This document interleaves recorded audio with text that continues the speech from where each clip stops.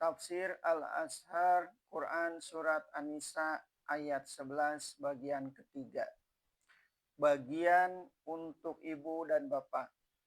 Sambungan ayat dan bagi kedua ibu bapaknya, yaitu ibu bapak yang telah meninggal itu, masing-masing 1/6 dari harta yang ditinggalkan jika si mati mempunyai anak. Tadi sudah diterangkan perincian bagian bagi anak. Kalau yang tinggal hanya satu anak saja. Sekarang diteruskan pula bagaimana kalau yang ditinggalkan ialah ayah dan bunda bersama anak-anak. Dalam hal yang seperti ini diterangkan bahwa ibu dan bapak mendapat sama banyak, yaitu sama-sama 1/6, yang selebihnya dari yang 2/6 menjadi 4/6. Dibagikanlah kepada anak-anak sebagai asobah, yaitu seorang anak laki-laki mendapat 2 kali sebanyak yang didapat seorang perempuan. Di sini teranglah bahwa harta ini terlebih dahulu dibagi 6. Jika tidak mempunyai anak, sedang ahli warisnya itu hanya kedua ibu bapaknya, maka untuk ibunya 1/3. Di sini berlaku kembali terhadap kedua ibu bapa peraturan yang pokok bermula tadi, yaitu laki-laki mendapat 2 kali bagian perempuan. Kalau diberikan kepada ibu 1/3, niscaya yang untuk ayah ialah 2/3. Hal ini jelas berbeda dengan keadaan kalau si mati meninggalkan anak. Sebagai tersebut terdahulu, kalau ada ibu bapak dan ada anak, ibu bapak sama-sama mendapat 1/6. Sebab dalam hal seperti ini mereka keduanya mendapat kehormatan yang sama dibandingkan dengan anak-anak tadi. Sebab setelah 2 kali 1/6 itu dikeluarkan, seluruh harta sudah untuk anak. Kalau anak tidak ada, kedudukan ayah 2 kali lipat dari kedudukan ibu. Itu sudah dapat dirasakan. Bagaimana kalau ayah telah mati terlebih dahulu, sedangkan nenek, ayah dari ayah, masih hidup? Jawabnya ialah bahwa neneklah yang menerima bagian yang tadi akan diterima oleh ayah. 1/6 kalau ada anak si mati, 2/3 kalau yang tinggal hanya ibu. Dengan demikian seterusnya, bahwa ayah, nenek, dan moyang sampai ke atas, atau anak, cucu, dan piut sampai ke bawah adalah hubungan darah langsung dari si mati. Jika si mati mempunyai beberapa saudara, untuk ibunya 1/4, untuk ibunya 1/6. Tadi sudah dijelaskan mengenai seseorang mati meninggalkan anak bersama ibu bapak. Waktu itu anak mengemasi seluruh harta peninggalan. Sesudah bagian ayah dan ibu dikeluarkan 1/6, 1/6. Ketika itu tidak ada disebut saudara-saudara, sebab saudara-saudara terdinding oleh anak. Kemudian tersebut pula bahwa ibu dapat 1/3 dan bapak dapat 2/3, yaitu kalau saudara si mati tidak ada dan anak tidak ada. Sekarang terdapat si mati meninggalkan ibu dan beberapa saudara. Di sini dijelaskan bahwa pada waktu itu ibu mendapat 1/6 dan sisa yang tinggal dibagi-bagilah oleh saudara-saudara tadi. Laki-laki mendapat 2 kali bagian perempuan.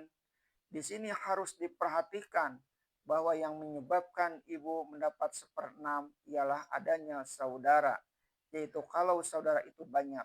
Kalau saudara yang ditinggalkan hanya satu orang, ibu tetap mendapat 1/3. Dengan meninggalkan saudara banyak, baik saudara seibu sebapak, atau saudara sebapak, atau saudara seibu, meskipun ayah tidak disebutkan lagi, sudah terang bahwa ayah mendapat 1/6. Semuanya akan dibagi menurut pokok pembagian. Jika yang tinggal hanya anak-anak saja, sudah mudahlah pembagian. Atas dasar anak laki-laki mendapat sama dengan 2 bagian perempuan. pembagian yang jelas bagi ibu bapak ialah 1/3 ibu dan 2/3 ayah. Kalau mereka hanya tinggal berdua saja, anak tak ada dan saudara pun tak ada. Jadi keduanya masing-masing mendapat 1/6. Kalau ada pula anak dan saudara-saudara terbimbing, semuanya itu akan dibagi segera, yaitu sesudah wasiatnya dipenuhi dan atau utangnya dibayarkan.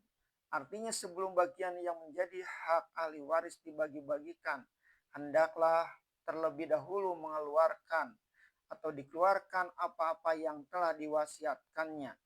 Setelah selesai wasiatnya dipenuhi, hendaklah diselesaikan pula utang-utangnya.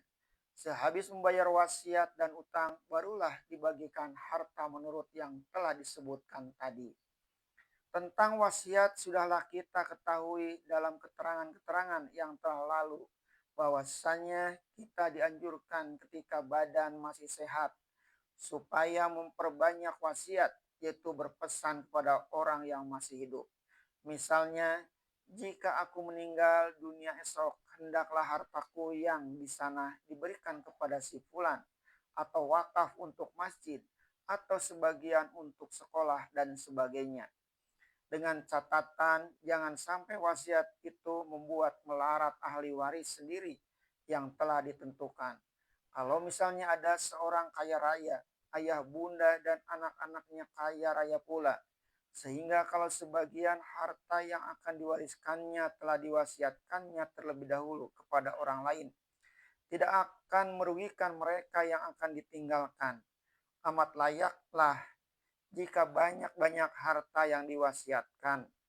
Akan tetapi kalau keadaan miskin dan anak-anak atau ahli waris akan miskin pula, kira-kira sajalah berapa wasiat yang patut diberikan. Yang terang, wasiat jangan mengandung niat yang akan merugikan ahli waris, dan paling banyak jangan lebih dari 1/3 jumlah harta. Kalau berwasiat dalam sakit yang berlaku hanya 1/3. Perihal utang-utang sebaiknya didamaikan dengan sungguh-sungguh dengan orang tempat berutang.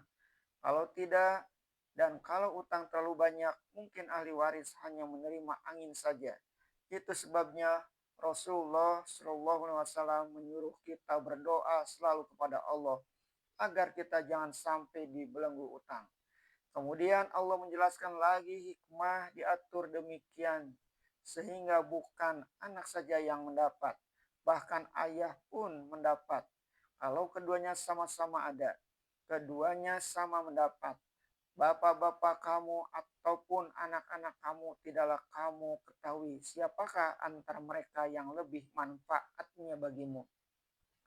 Ini diperingatkan supaya berpikir secara zaman jahiliyah disingkirkan jauh-jauh. Belum tentu apa yang akan terjadi kelak.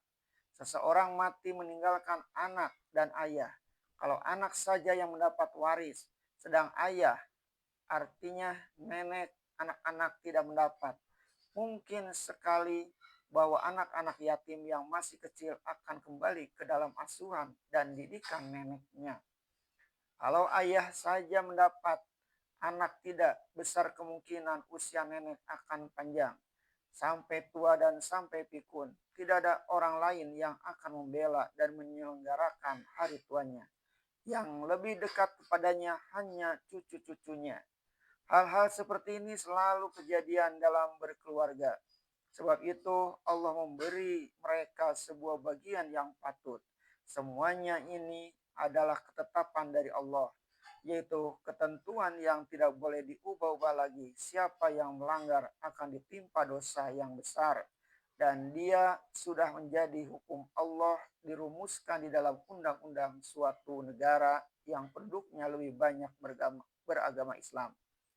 Sebagai negara kita ini, bahwa hukum faraid berlaku di Indonesia bagi pemeluk-peluk agama Islam, sehingga barang siapa yang melanggar dapat dikenakan sanksi atau pandahan hukum. Sesungguhnya Allah Maha Mengetahui dan Maha Bijaksana.